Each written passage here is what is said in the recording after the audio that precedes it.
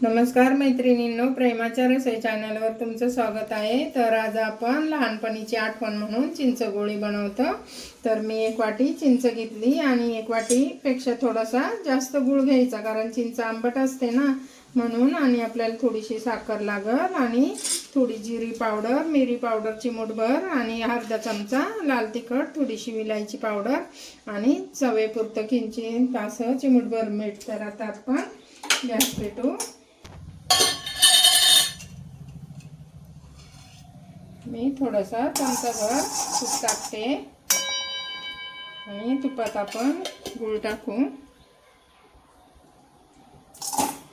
थोडा जास्त गूळ घ्यायचा चिंचेपेक्षा, कारण चिंच आंबट असते ना, लहान मुलं मग खातात, आंबट लागलं तर मग खात नाही। आणि अजून थोडासा गूळ घेते।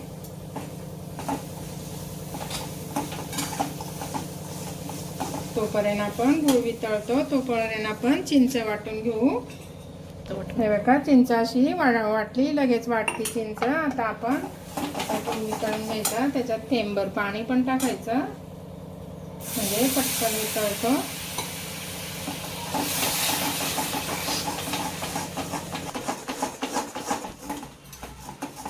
गूळ चांगला वितळलाय, आता आपण त्याच्यात चिंच टाकू।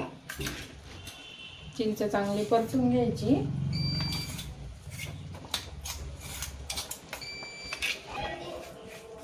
हे बघा, चिंच चांगली बारीक वाटून घेतली। आता आपण ती चांगली परतून घेऊ।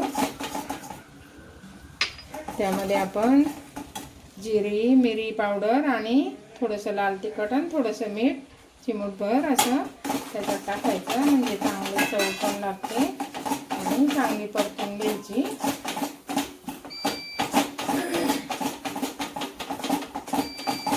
झाडाची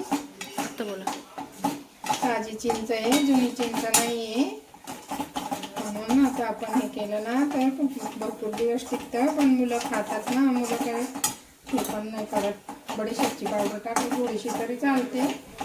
आता आपलं असा हात बघायचा, चिकटत नसतं का, मग तुपाचा हात घ्यायचा असा आणि असे गोळे करायचे छोटे छोटे। मग असे साखरात बुडवायचे, असे काडीला पण लावायचे। असे काडीला पण छान, लहान मुलं असले ना असे काडी घेऊनच खातात, असे काडीला लावायचे।